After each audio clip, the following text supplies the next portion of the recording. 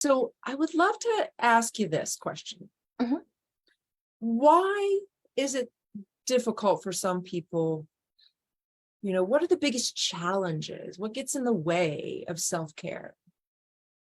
I think mostly it's just us getting in our own way. I mean, a lot of times, you grow up with this, you go to school, you get a degree, you get a job.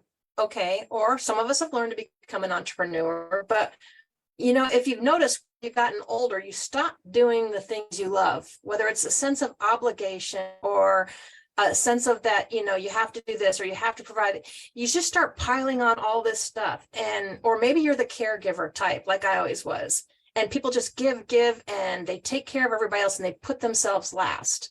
I know we've all heard the airplane analogy. Not everybody flies, but if you've flown, they'll tell you if those oxygen masks come down, you put it on yourself first, and then you help other people.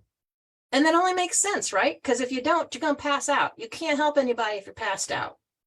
And self-care really is the same way. My question is, why does everybody keep waiting until it's too late? Well, not even too late, but wait until they are so much in pain or stressed or anxiety to start doing this. When if you can build that practice in, you can handle what life throws at you better. You can have a different perspective. And it really affects your personal life. I'm a car person. So I always tell people, when you're trying to do that quick fix, or you wait to do self-care when you're in so much pain and you're trying to fix everything, that's like constantly topping the oil off in your car, and never changing the oil. Guess what happens? The engine seizes up. Your body is no different.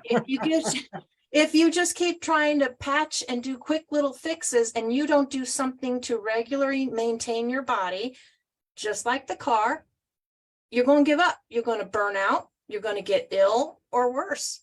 I mean, that's just how it goes. But for some reason, we just get ingrained with, I got to do this, I got to do that. And we build up all this stress and anxiety, and we don't stop to take time to look of what we truly want. I had that conversation not too long ago. I love doing what I do. I never thought I would say there was something positive about my husband dying. It took a long time for a different coach for me to point that out. If my husband had not died, I would not be doing what I'm doing today. I would most likely still be stuck like everybody else, working whatever job I had to make ends meet, thinking that was fine. But the problem is we were happy, but we weren't truly happy. We had dreams of what we wanted to do. And when you can't be truly happy and do what you're meant to do, you're just kind of getting by. That's beautiful.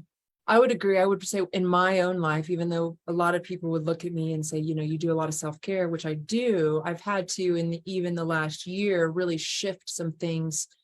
My life lesson is definitely nourish yourself, Lila, before you nourish others. Because I love to wake up and help people. It's like what I love to do. And I've really shifted what I've done in the last year is I've shifted really even in the last like 3 to 6 months, even more so. But most days of the week, not every day, but most days of the week, I don't take meetings until 12 p.m. until noon. Like it's very like there's been a few things here and there that I'll do earlier than that. And if I do, then I don't do stuff later in the day. But right. I won't take meetings now until noon. I might do some work on the computer, do some social media marketing, some posts, some connecting, some messaging with people, but actually being on a Zoom call, for example, or on a phone call, I won't do till noon. And then I'm done. The latest I go, because I have a teacher training certification program that goes until my time, 5:30. So that's really only like 5.5 hours that I might be, available on some days for, to be on, where I used to be, 8, 10, 12 hours. I would be booking calls, maybe not back to back, but in that timeline. And so I've really started to condense the time that I meet with people which has given me a lot more time. I'm pretty good about self-care, but I needed to elevate my nourishment, my food. I wanted to spend more time in the kitchen, eating organic and juicing and making really fresh foods. And so I spend now on self-care about 4 hours a day.